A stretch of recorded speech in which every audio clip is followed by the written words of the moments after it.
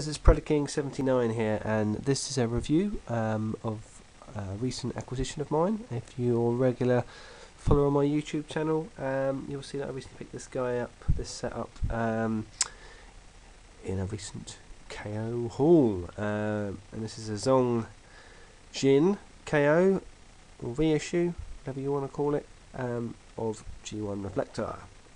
And yeah, it's just going to be a quick look at the toy and some things to bear in mind if you're looking to pick this setup. I mean, it has been out now in this packaging style for a couple of years, so it's certainly not a new toy, but there doesn't seem to be that many reviews of it out there on YouTube, so I thought I'd have a look at it, and just some things to be bear in mind really if you're looking to get it.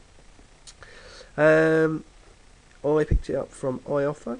It seems to be the best place to get these Zhong Jin G1 figures now, with KO toys and Chinnamung Hung, whatever that, I think it was called that, the toy Chinnamung Hung toy shop.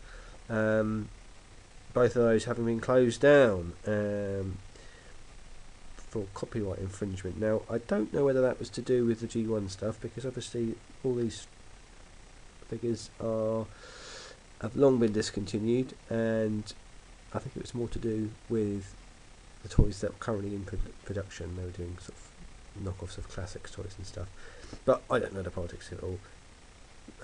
Let's just say those sites are no longer around, so if you want to get these, iOffer is the best place to go. And I used to sell a he had about 6,000 feedbacks, so he was clearly trustworthy. And yeah, got this guy along with Shockwave and Swoop for a combined price of £90. This guy on his own was, I think he was $50, so what's that in UK prices? 35 quid, and for that price he's pretty good. And we'll have a look and see what you think. So have a look at the box itself.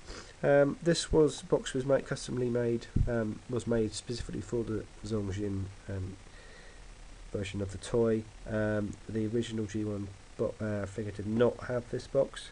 It just came with it in a mail-away box, because in 1986, if you collected the robot points on the back of G1 boxes, you could mail away for Reflector.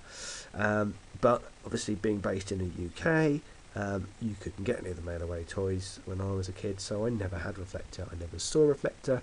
I've never laid hands on a Reflector at all, even sort of recently as an adult collector. So it's always someone I wanted to get at some point. And when I became aware this guy was around and that the quality was pretty decent, as you'll see in a bit, it was always going to be this version I wanted to get, because he's so extremely expensive as an original G1 toy on the secondary market. So yeah, it came in a mail-away box originally, which is basically just a mail box with this styrofoam in, and we'll have a look at that in a sec. On the side, you've got sort of standard packaging that you would have had a G1 toy at the time. It all looks pretty much like a G1 box would have done. You've got the 1985 box art on the back. It's slightly darker in colour than the regular G1 box art, but it's it's cool. You've got the likes of Shockwave, Jetfire, Dinobots, etc. on there, and this is a really cool picture. It's one of my favourite ones, so it's really cool to have that on there. And on the top, standard transformation, some bobs.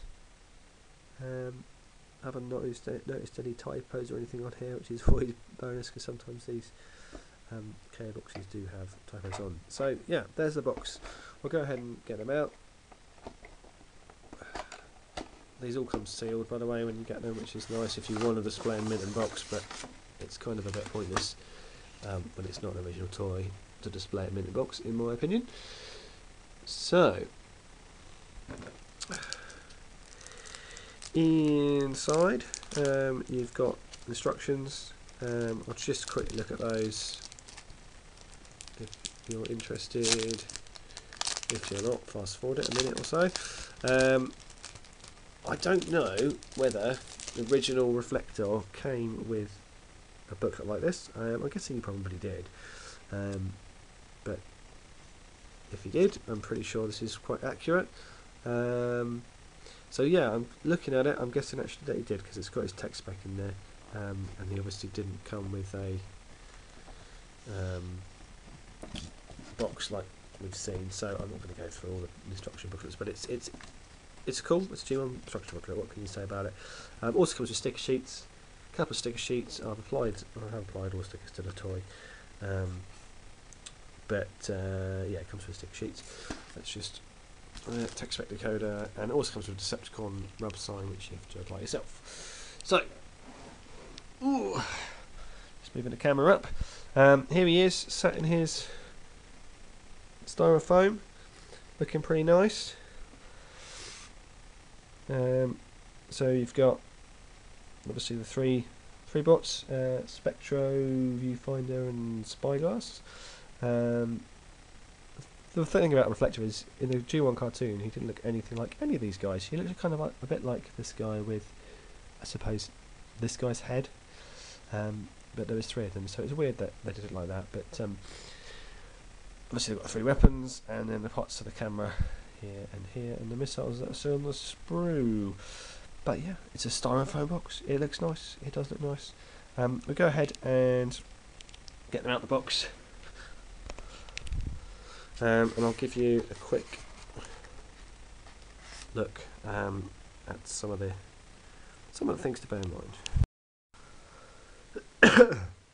Excuse me. Okay, here we have the the 3 bots, Reflector bots, in in their individual modes, individual robot modes rather. And what I'll do is I'll go through each of them one at a time and just show you a couple of things to look at, bearing in mind that this is not an original figure.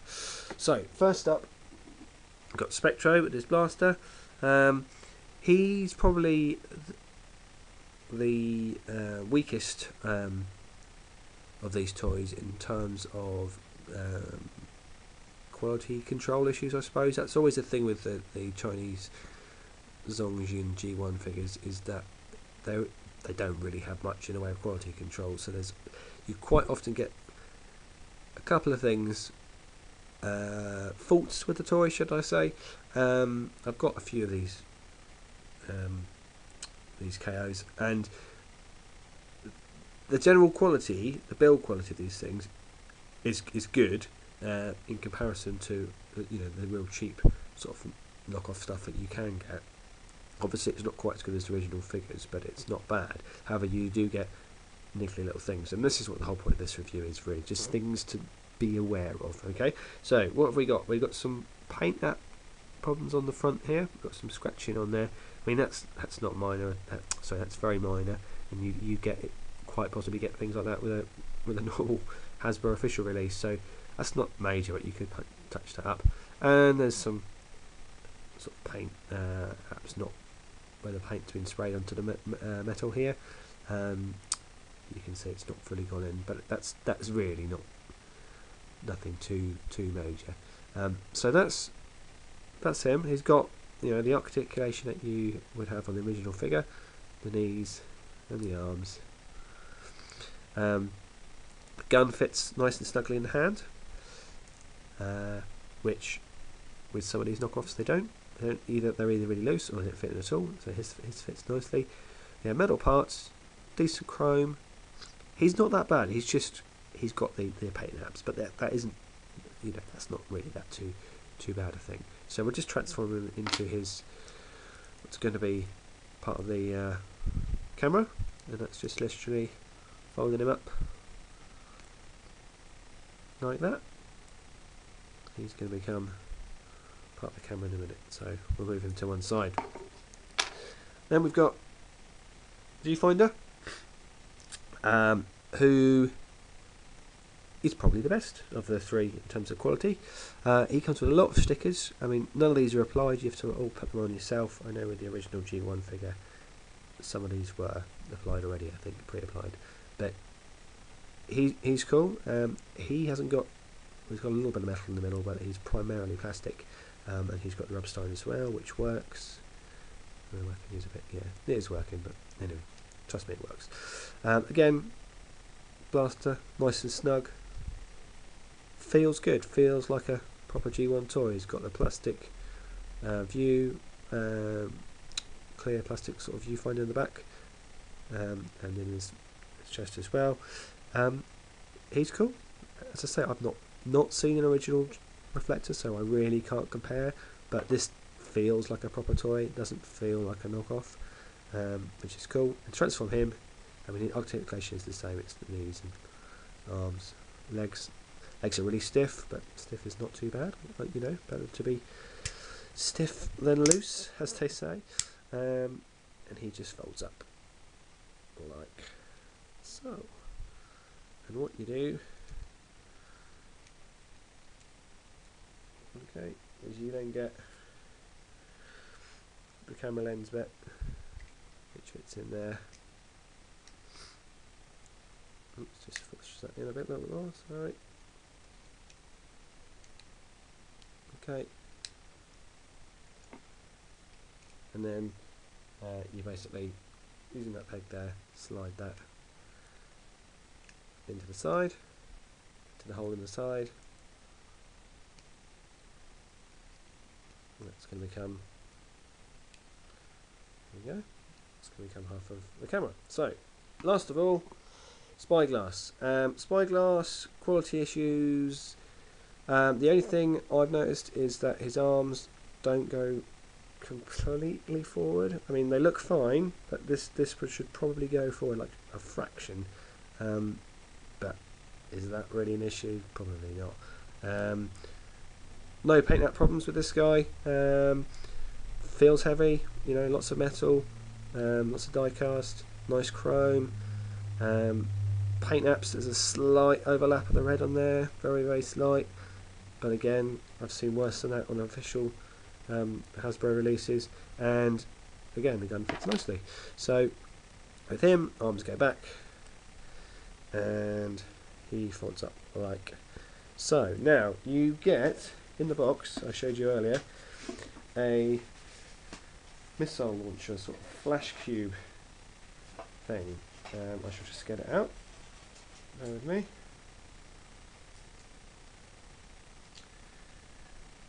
This and a missile, you get a sprue of missiles and a missile can fit in there. Unfortunately, and this is the main problem with my Reflector, is this. Okay, it's totally fallen apart. There's no glue in here at all. Okay, this would be really easy to fix. All I need is some super glue, and that will do the job to glue that back together. But obviously, that's a major quality control issue, and because of that, doesn't really fit in here too well. Okay, wants to fall off. So it's, you know, so I'll have to leave that off for now. But basically, I can fix that. But I thought I'd show you how it came before I actually go ahead and do it. So I'm not too worried about it because I can fix it. But it's just something you need to know. These sort of things do happen with these KO toys. So there's the camera. As I say, that would fit in there, and once it's glued, it's going to fit in no problem. Okay, but obviously, you know, it's a little bit loose. But yeah, so there we are, camera mode. Can I recommend him? I think I can. Okay, that needs fixing, but it's not a major thing. It's not beyond repair. The build quality is good. Probably push those in a little bit more, but anyway, I'll leave it. The build quality is good. The build quality is better than a lot of the KOs that I've seen before and owned before. And I'm happy with it for the price that it costs. So it's what, £35 roughly in UK prices with free shipping. Get one of these on eBay, complete, without a box, vintage, well over 100 quid. And I think a lot, because the quality of this guy is good, I think a lot of these reflectors that are out there on eBay and stuff could well be knockoffs. Because you really haven't got, you really can't tell, I don't think, because a lot of UK collectors will have never seen a Reflector because they just didn't come out over here and they were very hard to get. So if I was you, do what I did and just get a KO rather than an original, because chances are someone's going to try and sell you a KO as an original anyway for a stupid price. So get it for a good price on iOffer. Can't really go wrong. Yes, it has its faults, but that can be fixed very easily with a better super coat, and I'm not too concerned about that. So yeah, thanks for watching. I will be doing a review of the Zhong Jin Shockwave in the next week or so as well, so you can have a look at him. I say Swoop is the other thing I picked up, but I've actually done a Swoop review of this figure, that reissue, a couple of years ago, so you can already see that on my channel. Anyway, thanks for watching, and I'll be back soon, hopefully with my cold having gone by then. Bye!